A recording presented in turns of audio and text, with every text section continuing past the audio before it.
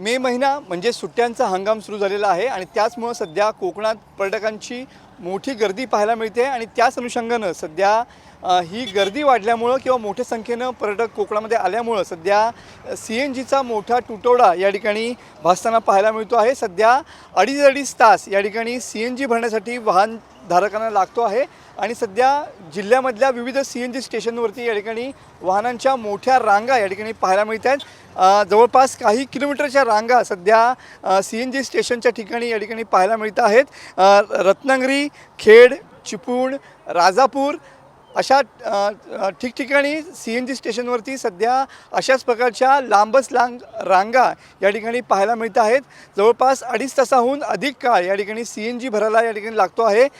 एकंदरीत जर विचार केला तर CNGचा पुरवठा जो आहे तो या ठिकाणी नियमित होत नाही आहे आणि त्याचमुळं सध्या CNG स्टेशनवरती मोठ्या वाहनांच्या रांगा या ठिकाणी पाहायला मिळत आहेत। आपल्यासोबत काही रिक्षाचालक आहेत, त्यांना सगळ्यात मोठा त्रास या रिक्षाचालकांना बसलेला पाहायला मिळतो आहे। साहेब, किती तास उभे आहात? काय सध्या परिस्थिती आहे? 1.5 तासापासून मी इथे उभा आहे सर, आणि इथे आल्यावर प्रेशरसुद्धा आम्हाला 170 160 असा मिळतो आहे। यांच्यावर किती काय बोललं तरी पण हे लक्ष देत नाहीत अजिबात। पूर्ण शहरामधली परिस्थिती काय असेल? पूर्ण शहरामध्ये अशीच परिस्थिती आहे, सर्व पंपावर हीच परिस्थिती आहे। बरोबर आहे। किती 2 दिवस झाले, किती वेळ तुम्हाला लागतो, किती तास लागतो 2 तुम्हाला? दिवस नाही, एक मे पासून सुरू झालेलं आहे असं। 1 मे पासून आता आज तारीख 7 तारीख आहे, त्या 7 तारखेपर्यंत हे असंच चालू आहे कंटिन्यू।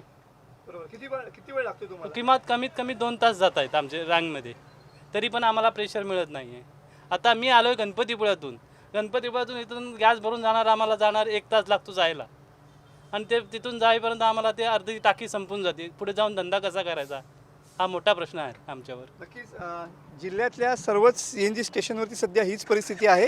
CNGचा तुटवडा आहे, वेळेवरती या ठिकाणी गॅस उपलब्ध होत नाही, त्यामुळं येणाऱ्या पर्यटकांचे आणि रिक्षाचालकांचे सुद्धा या ठिकाणी हाल होताना पाहायला मिळत आहेत। कॅमेरामन समीत गजनेसह मी मनोज देले, TV9 मराठी, रत्नागिरी।